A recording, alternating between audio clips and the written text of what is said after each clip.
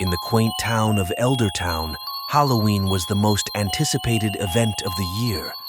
Every home, street, and corner was adorned with carved pumpkins, their flickering lights casting eerie shadows in the chilly October nights. But there was one rule every resident followed without question. No pumpkin was to be carved before the eve of Halloween.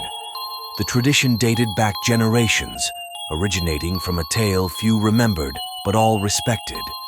As the story went, over a century ago, a reclusive old woman named Agatha lived on the outskirts of Eldertown. She was rarely seen in town, but on the rare occasions she was, children would notice her whispering to her pumpkins. They'd giggle, thinking it was just an eccentric old woman talking to her plants. One year, a group of mischievous teenagers decided to play a prank on Agatha. Sneaking into her garden a week before Halloween, they carved grotesque faces into every one of her pumpkins. Laughing at their handiwork, they retreated into the shadows to see Agatha's reaction. But instead of anger or sadness, Agatha simply whispered to the carved pumpkins, her voice a soft, haunting lullaby. The next morning, the teenagers were nowhere to be found. Their families searched high and low, but they had vanished without a trace. As Halloween approached, the town was filled with dread.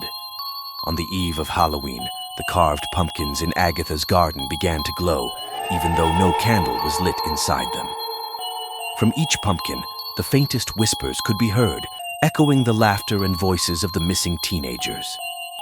The town was paralyzed with fear.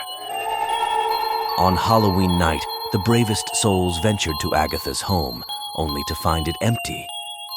Agatha was gone, but in her place were new, uncarved pumpkins, fresh and waiting for the next year. The town came to a silent agreement. Every year they'd celebrate Halloween with pumpkins, but no carving would take place before the eve, in hopes of appeasing whatever spirits Agatha had awakened. And every Halloween night, when the wind blew just right, the faint laughter of those mischievous teenagers could still be heard, whispering from the pumpkins of Eldertown.